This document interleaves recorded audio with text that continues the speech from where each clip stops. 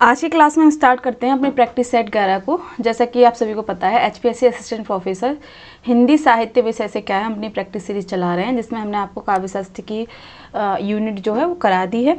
अब जो हमारी इकाई चल रही है वो कौन सी है, हिंदी साहित्य का इतिहास। तो देखिए इसमें हमने आपको 10 सेट करा दिए। कितने? 10 सेट। तो आज का सेट कौन सा हमारा? 11। ठीक है। तो देखिए आज का जो सेट है वो आदिकाल से संबंधित है। जैसा कि आदिकाल पर क्लासेस चल रही हैं, इसमें 2-3 क्लासेस हो गई हैं अपनी। तो आदिकाल का आज ये लास्ट चैप्टर होगा। इसके बाद आपका जो भक्ति काल है वो स्टार्ट हो जाएगा। ठीक है। तो चलते हैं अपने पहले प्रश्न की ओर।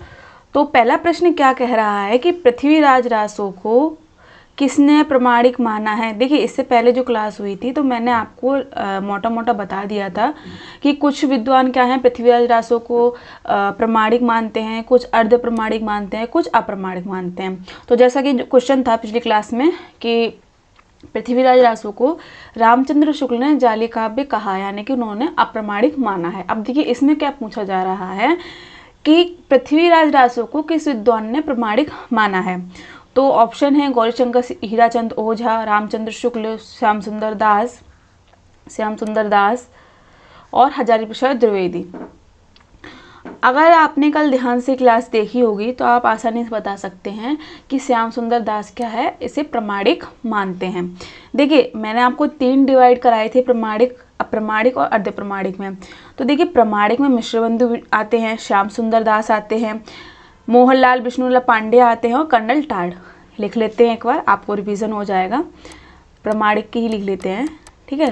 प्रमाणिक में देखिए एक तो श्याम सुंदर दास तो हैं ही, ठीक है, इनके साथ ही देखिए मिश्रबंधु जो हैं वो भी इसे प्रमाणिक मानते हैं। दूसरे हैं आपके कर्नल टाड, ठीक है, कर्नल टाड। फिर मोहनलाल विष्णुलाल पांड्या, मोहनलाल विष्णुलाल, याद रखेंगे विष्णुलाल पांड्या।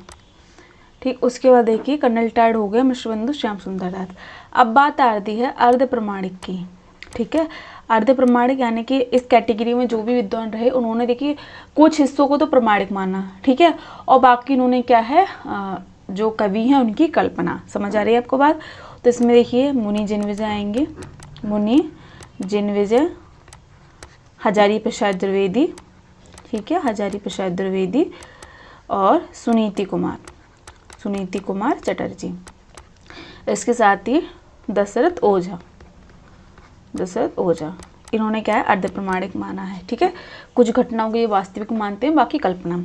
अब जो कैटेगरी आ रही है हमारी अप्रमाणिक की, तो अप्रमाणिक में सबसे पहला नाम आता है आपके रामचंद्र शुक्ल का। ठीक है, शॉर्ट में लिख देंगे शुक्ल जी का। उसके बाद डॉक्टर वूलर आते हैं, डॉक्टर वूलर, ठीक है, मुंशी देवी प्रसाद, याद रखने हैं, क्वेश्चन यहाँ से बनता है, मुंशी देवी प्रसाद। इसके साथ ही श्यामल दास और गौरी शंकर हीराचंद ओझा, गौरी शंकर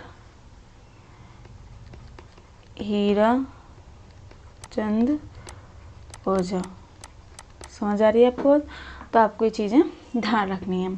चलते अपने अगले प्रश्न की ओर। तो अगला प्रश्न है कि कर्नल टाड ने पृथ्वीराज रासो को माना, जैसा कि मैंने पिछले ही क्वेश्चन में कराया आपको। तो इन्होंने देखिए क्या माना है, प्रमाणिक माना है। ठीक है। तो प्रमाणिक में कौन कौन थे, मिश्रबंधु हो गए, श्याम सुंदर दास हो गए, कर्नल टाड हो गए और मोहनलाल विष्णुलाल पांड्या हो गए। याद रखनी है आपको चीज़ें। अर्ध प्रमाणिक की बात करें तो इसमें देखिए मुनि जन्मेजय, हजारी प्रसाद द्विवेदी, डॉक्टर सुनीति कुमार चटर्जी और डॉक्टर दशरथ ओझा। अप्रमाणिक की बात करें तो इसमें देखिए रामचंद्र शुक्ल हैं, मुंशी देवी प्रसाद हैं, डॉक्टर वूलर हैं, कविराज श्यामल दास हैं और गौरीशंकर हीराचंद ओझा हैं। याद हो गया। तो क्वेश्चन क्या पूछ रहा है, कर्नल टाड ने पृथ्वीराज रासो को माना है, क्या माना है, प्रमाणिक माना है। ठीक है। चलते हैं हम अपने अगले प्रश्न की ओर। तो देख लेते हैं अगला प्रश्न। देखिए कथन से है, तो ध्यान से कथन को पढ़ेंगे कि इसकी रचना सुख सुखी। अब देखिए ये जो कथन है आपके पृथ्वीराज रासो से संबंधित है, ये चीज़ भी आपको ध्यान में रखनी है। अब इसमें देखिए विद्वान ने क्या कहा है कि इसकी रचना सुख सुखी संवाद में हुई थी। जिन सर्गों में शैली नहीं मिलती उन्हें प्रक्षिप्त मानना चाहिए। इससे वे अंश ही प्रक्षिप्त सिद्ध होंगे जिनमें इतिहास विरुद्ध तथ्य हैं। अब देखिए इसमें जो क्या बात कही है आचार्य प्रसाद द्विवेदी जी ने कि ये पृथ्वी रासों के संबंध में आप देख लीजिए, कथन सीधे सीधे समझ में आ रहा होगा कि जिन सर्गों, पहली बात पृथ्वी रासों में किस की जो शुरुआत है किससे हुई है, सुख सुखी के संवाद से हुई है, याद रखेंगे, क्वेश्चन बनता है ये। दूसरी बात कि जिन सर्गों में शैली नहीं मिलती उन्हें प्रक्षिप्त मानना चाहिए, यानी कि जो चंद्रवरदाई ने जो भी वर्णन किया है घटनाओं का, अगर उनके तथ्य नहीं मिलते तो प्रक्षिप्त मानना चाहिए, है ना, तो वो चीज़ है ही नहीं। और जिनके अंश हैं इतिहास में तो उन्हें वास्तविक मानना चाहिए, ऐसा कहना किसका है, हजारी प्रसाद द्विवेदी का। ध्यान रखेंगे हजारी प्रसाद द्विवेदी का, क्योंकि इन्होंने पृथ्वी रासों को अर्ध प्रमाणिक माना है, आधा सत्य और आधा झूठ। ठीक है, चलते हैं अपने अगले प्रश्न की ओर। तो अगला प्रश्न देखिए कि ढोला मारूरा दूहा किसकी रचना, महत्वपूर्ण प्रश्न है ये क्वेश्चन पूछा गया है कि ढोला मारूरा दूहा किसकी रचना है। ठीक है, तो देखिए ये रचना किसकी है, कल्लोल की है। अब एक और चीज़ आपको याद रखनी है कि इसका जो टाइम पीरियड यानी कि समय अवधि है, ये कब लिखा गया, तो देखिए 11वीं शती में लिखा गया। ठीक है, याद रखेंगे। अब ये एक लोक कथा है, इसमें क्या है, ये प्रेम काव्य है, यानी कि इसमें प्रेम के ऊपर लिखा गया है। अगर हम बात करें कि इसमें किन किन का वर्णन किया गया है, तो इसमें देखिए राजकुमार ढोला और राजकुमारी मारवाड़ी की कहानी है, इनकी प्रेम कहानी की लिखी गई है इसमें। ठीक है, मारवाड़ी, याद रखेंगे। ठीक है, अब चलते अपने अगले प्रश्न की ओर। देखो चीज़ याद रखें हम इसमें कि ढोला मारूरा दूहा है, उसे हजारी प्रसाद द्विवेदी ने क्योंकि कथन पूछा जा सकता है ना, हजारी प्रसाद द्विवेदी ने जो इसमें दोहे प्रयुक्त हुए हैं, ठीक है, जो ये रचना है जो दोहे प्रयुक्त हुए हैं, तो इसमें देखिए इन्होंने माना है कि कल्लोल ने क्या है, ढोला मारूरा दूहा में जो दोहे प्रयुक्त करे हैं वो हेमचंद और बिहारी, याद रखेंगे, बिहारी के दोहों की बीच की कड़ी कहा है,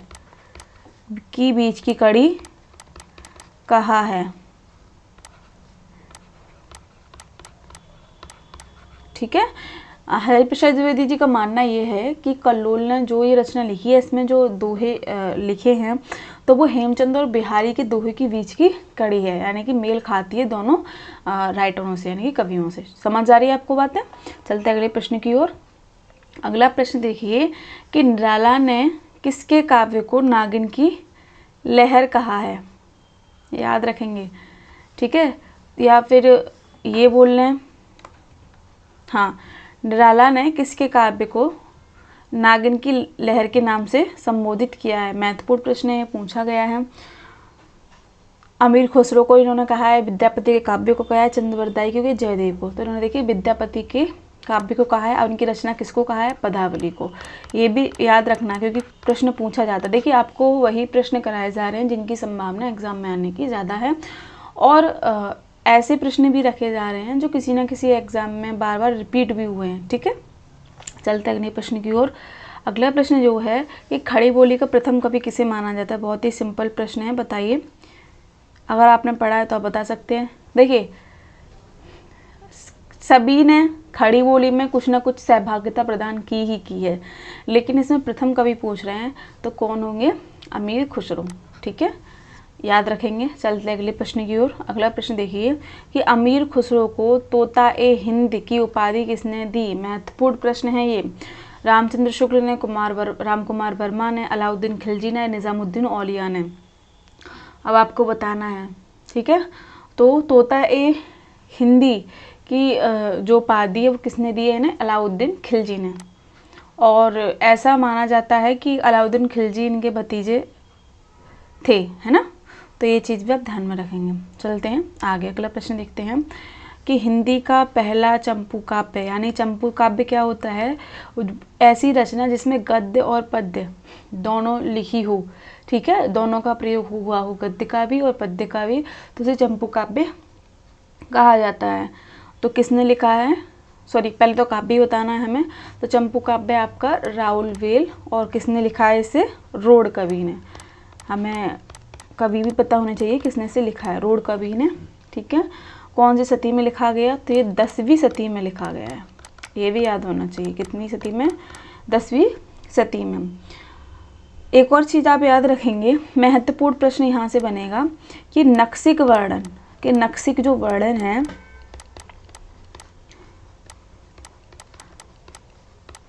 का आरंभ इसी रचना से देखने को मिलता है, यानी ठीक है, नक्सिक वर्णन इसी रचना से देखने को मिलता है, राहुल वेल, ठीक है। अगर पूछ ले जाए कि हिंदी साहित्य में नक्सिक वर्णन किस रचना से स्टार्ट हुआ, तो कहाँ से हुआ, ये राहुल वेल से। इसमें क्या है, राहुल जो होती हैं, याद रखेंगे राहुल एक नायिका है, ठीक है, इनके नक्सिक वर्णन किया गया, इनकी इनकी सुंदरता, इनके नाखून, नाखून से लेकर सिकर तक का, है ना, इनके अंगों का वर्णन, तो ये सारी चीज़ें आपको पता होनी चाहिए, ठीक। तो नक्सिक वर्णन जो है वो किस रचना में मिला है, राहुल वेल। यहीं से देखिए इस परंपरा की शुरुआत हुई, स्त्री के नक्सिक वर्णन की शुरुआत कहाँ से हुई है, आपके राहुल वेल रचना से, गद्य पद्य में लिखी गई है, इसीलिए इसे चंपू काव्य कहते हैं। इसके कवि कौन, इसके जो राइटर कौन है, रोड कवि हैं, और किस टाइम पीरियड में लिखी गई, 10वीं सदी में लिखी गई। तो देखिए एक ही क्वेश्चन से आपके 4 क्वेश्चन बन रहे हैं, एक एक चीज़ आपको याद रखनी है, ठीक है। चलते अगले प्रश्न की ओर। अगला प्रश्न देखिए कि विद्यापति को जातीय कवि किसने कहा है, ऑप्शन देख लेते हैं, निराला, रामचंद्र शुक्ल, बच्चन सिंह। महत्वपूर्ण प्रश्न है, तो किसने कहा है, बच्चन सिंह ने, याद रखेंगे आप, ठीक है। चलते हैं हम अपने अगले प्रश्न की ओर। अगला प्रश्न देखें, वो विद्यापति को श्रृंगारी कवि किसने माना। देखिए अब जैसे पृथ्वीराज रासो को लेकर मतभेद थे, कोई उसे प्रमाणिक मानता था, कोई अप्रमाणिक, कोई अर्ध प्रमाणिक, ठीक उसी प्रकार देखिए जो विद्यापति हैं उन्हें लेकर भी भेद हैं। कोई लोग इन्हें क्या है, श्रृंगारी कवि मानते हैं, कोई भक्त कवि मानते हैं, कोई रहस्यवादी। तो देखिए अगर श्रृंगारी की बात करें, तो श्रृंगारी में अगर श्रृंगारी की बात करें तो पहले कौन आएंगे आपके, रामचंद्र शुक्ल, इन्होंने श्रृंगारी कवि माना है। दूसरे हैं हरप्रसाद शास्त्री, हरप्रसाद शास्त्री, सुभद्रा झा, सुभद्रा झा, राम कुमार वर्मा। महत्वपूर्ण है, याद रखेंगे। अगर कभी ऐसे पूछ लिया जाए कि राम कुमार वर्मा ने विद्यापति को क्या माना है, तो क्या माना है, श्रृंगारी कवि माना है। रामवृक्ष बैनीपुरी ने भी देखिए ना श्रृंगारी कवि माना है, ठीक है, रामवृक्ष बैनीपुरी, ठीक। अब हम बात करें कि भक्त कवि कौन मानता है कि विद्यापति एक भक्त कवि हैं, भक्ति पर इन्होंने लिखा है। तो देखिए इन्हें कौन मानता है, श्याम सुंदर दास, श्याम सुंदर दास, और हजारी प्रसाद द्विवेदी, हजारी प्रसाद द्विवेदी, इनके साथ ही बाबू ब्रजनंदन सहाय, बाबू ब्रजनंदन सहाय, ठीक है। अब रहस्यवादी अगर पूछ लिया जाए कि रहस्यवादी कौन मानता है इन्हें, रहस्यवादी किसे, विद्यापति को, तो इसमें आएंगे जॉर्ज ग्रियर्सन, जॉर्ज ग्रियर्सन, और आएंगे आपके नागेंद्र नाथ गुप्त, नागेंद्र नाथ गुप्त, इनके साथ ही जनार्दन मिश्र, जनार्दन मिश्र, है ना। तो फिर से एक बार रिवीजन कर लेते हैं कि विद्यापति को श्रृंगारी कवि किसने माना, और हमारा प्रश्न तो यही था, तो रामचंद्र शुक्ल ने, ठीक है। इसके साथ देखिए हरप्रसाद शास्त्री हैं, सुभद्रा झा हैं, राम कुमार वर्मा है, रामवृक्ष बैनीपुरी। तो इन सभी विद्वानों ने क्या है, विद्यापति को श्रृंगारी कवि माना। अब क्यों माना, इन्होंने देखिए धर्म की आड़ में श्रृंगार रस को ज़्यादा लिखा। अगर हम बात करें पदावली की, तो पदावली में क्या है, इन्होंने श्री कृष्ण और राधा जी को लेकर क्या है जो रचना की, तो उसमें नायक नायिका की तरह उनका वर्णन कर दिया, और वो वर्णन भी कैसा था, अश्लील रूप में। ठीक है, तो इसीलिए ये लोग इन्हें श्रृंगारी कवि मानते हैं कि उन्होंने भक्ति से ज़्यादा श्रृंगार को दिखाया, श्रृंगार रस को। और देखिए श्रृंगार रस भी दो तरह का होता है, एक तो होता है आपका मर्यादित रूप में दर्शाना, एक होता है अश्लील रूप में दर्शाना। तो इनकी रचनाओं में यही मिलता है। जब आप पदावली को पढ़ेंगे ना, तो शुरुआत में आपको एक दो वंदना अच्छी लगेगी, उसके बाद आप देखेंगे कि जो राधा जी हैं उनका वर्णन ये नायिका के रूप में कर रहे हैं, चाहे उनके बालों का वर्णन हो, उनके किसी भी अंग का वर्णन हो, इन्हें खुलकर किया है ना। इसीलिए क्या है, इन्हें श्रृंगारी कवि माना है। अब देखिए कुछ विद्वान ऐसे भी हैं, वो कहते हैं कि भक्ति कवि हैं ये, है ना, ये इनकी मानसिकता है, जबकि ऐसा बिल्कुल नहीं है। अगर आप इनकी रचना पढ़ोगे तो आपको भी लगेगा कि ये भक्त कवि तो बिल्कुल नहीं है, बस ये किसी धर्म में से किसी महत्वपूर्ण जो पात्र हैं उनको लेकर उन पर रचना लिख दी है। ठीक है, तो यही कि इनके जो मनोभाव थे, विद्यापति के जो मनोभाव थे, उनको इन्होंने उन पात्रों पर उतारा है। अगर आप किसी धर्म से कोई पात्र ले रहे हैं तो क्या आप उस पर इस तरीके से लिख सकते हैं, पर इनकी मानसिकता यही थी तो इन्होंने लिख दिया, तो इसीलिए इन्हें विद्वानों ने श्रृंगार कवि भी कहा। वहीं रामचंद्र शुक्ल ने इनकी भर्त्सना भी की कि क्या कहते हैं, आजकल भक्ति को देखने के जो चश्मे हो गए हैं वो बड़े सस्ते हो गए हैं, है ना। लेकिन कुछ लोग इन्हें भक्त कवि मानते हैं, उनमें देखिए श्याम सुंदर दास हैं, हजारी प्रसाद द्विवेदी हैं और ब्रजनंदन सहाय हैं। वहीं अगर बात करें रहस्यवादी, तो कुछ लोग कहते हैं बहुत बड़े रहस्यवादी थे। ये किसने माना, जॉर्ज गिरिश ने, नागेंद्र नाथ गुप्त ने, जनार्दन मिश्र ने। देखिए रहस्यवादिता इनके उसमें नहीं दिखती है, क्योंकि सीधे सीधे उन्होंने श्रृंगार को ही प्रदर्शित किया है, परोसा है एक तरह से कह लें। जब आप इनकी पदावली को पढ़ते हो तो आप ये चीज़ खुद समझ जाओगे कि विद्यापति ने किस प्रकार की रचना करी है। ठीक है, तो इसीलिए रामचंद्र शुक्ल जी ने इन पर व्यंग भी रखा है। ठीक है, तो ये सारी चीज़ें हम चलते हैं अपने अगले प्रश्न की ओर। तो अगला प्रश्न देखें कि विद्यापति को श्रृंगार रस के सिद्धवाक कवि किसने कहा। ठीक है, या फिर विद्यापति श्रृंगार रस के सिद्धवाक कवि हैं। अब देखिए अब कन्फ्यूज़न कैसे होगी, क्योंकि अब देखिए जो श्रृंगारी कवि थे किस किसने माना, हरिप्रसाद शास्त्री ने, रामचंद्र शुक्ल ने, सुभद्रा झा ने, रामकुमार वर्मा, रामवृक्ष वैनीपुरी ने। अब भक्ति कवि किसने माना, श्याम सुंदर दास ने, हजारी प्रसाद द्विवेदी ने, ब्रजनंदन सहाय ने। अब कन्फ्यूज़न यही होगी कि सब आधे लोग ये समझेंगे रामचंद्र शुक्ल नहीं कहा क्योंकि श्रृंगार आ रहा है, लेकिन देखिए हजारी प्रसाद द्विवेदी ने ये कथन कहा है, याद रखेंगे, एक कथन को आपको याद रखना है। ठीक है, इसीलिए आपको क्वेश्चन भी ऐसे दिए जा रहे हैं जिनकी संभावना अधिक है। ठीक है, चलते अपने अगले प्रश्न की ओर। तो अगला प्रश्न देखिए,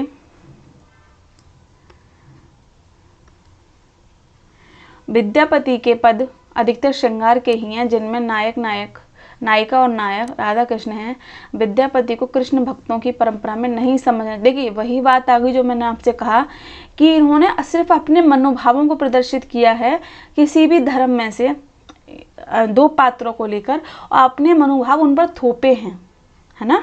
तो इसीलिए रामचंद्र शुक्ल इनकी भर्त्सना करते हैं कि कुछ लोग जो इन्हें भक्ति कवि समझते हैं ना कि उन्होंने भक्ति करी है, ये भक्ति नहीं है, ये श्रृंगार लिखा है। श्रृंगार का भी अलग रूप इन्होंने लिखा। एक श्रृंगार होता है कि मर्यादित रूप लिखा हो, पर इन्होंने मर्यादित रूप नहीं लिखा है। जब आप पदावली पढ़ोगे तब आपको ये चीज़ें स्पष्ट होंगी। तो ये कथन किसका है, रामचंद्र शुक्ल का है, याद रखेंगे। ठीक है, चलते हैं हम अपने अगले प्रश्न की ओर।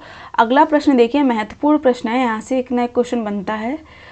देख लेते हैं हम कि मैथिल कोकिल महत्वपूर्ण है ये। अगर पूछ रहे मैथिल कोकिल किसे कहा जाता है, अभिनव जयदेव किसे कहा जाता है, कवि शेखर, कवि कंठहार, खेलन कवि, पंचानन, दशावधान और कवि रंजन उपनाम से किसे जाना जाता है, तो किसे जाना जाता है, विद्यापति को। आपको सारे नाम पता होने चाहिए। देखिए मैथिल कोकिला नाम तो बिल्कुल पूछा जाता है, इसके साथ कभी कभी अभिनव जयदेव भी पूछा। अभिनव जयदेव क्यों कहा जाता है, क्योंकि इन्होंने क्या है, जयदेव की जो रचना है गीत गोविंद, उसको आधार मानकर अपनी कृतियाँ लिखी थी। ठीक है, इसलिए कवि शेखर, कवि कंठहार, खेलन कवि, पंचानन, दशावधान और कवि रंजन, तो किसको जाना जाता है इन नामों से, विद्यापति को, याद रखेंगे आप। ठीक है, चलते अपने अगले प्रश्न की ओर। अगला प्रश्न है कि कुवलयामाल किसकी कृति है, या फिर कह लें किसने इसे लिखा। महत्वपूर्ण प्रश्न यहाँ से बनता ही बनता है। तो इसमें देखिए कुबलया माल जो है वो उद्यतन सूरी की रचना है, ठीक है, उद्यतन सूरी की रचना है। अगर इसकी समय अवधि की हम बात करें तो ये 9वीं सदी में लिखी गई, ठीक है। आपको चीज़ें समझ में आ रही होंगी। चलते अगले प्रश्न की ओर।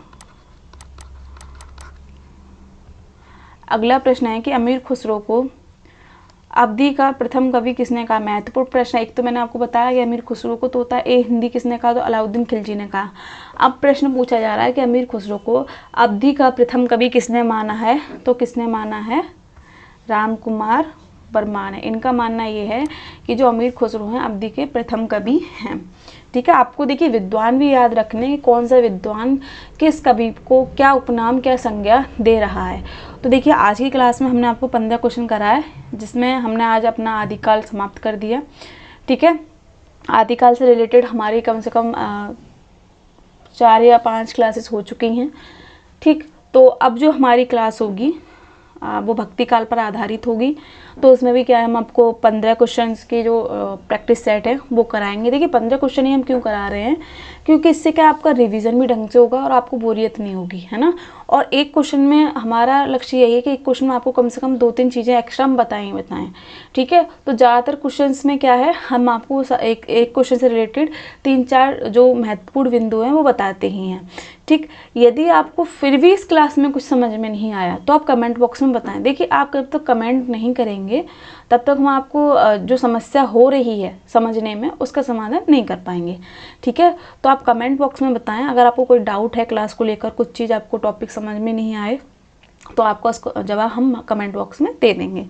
अगर आपको प्रैक्टिस सेट से या कह लें सीरीज़ से कोई बेनिफिट भी हो रहा है तो वो भी बताएं। बाकी मिलते हैं आपको अगली क्लास में अपने नए क्वेश्चंस के साथ। तब तक बने रहे अपने चैनल के साथ। बहुत बहुत धन्यवाद।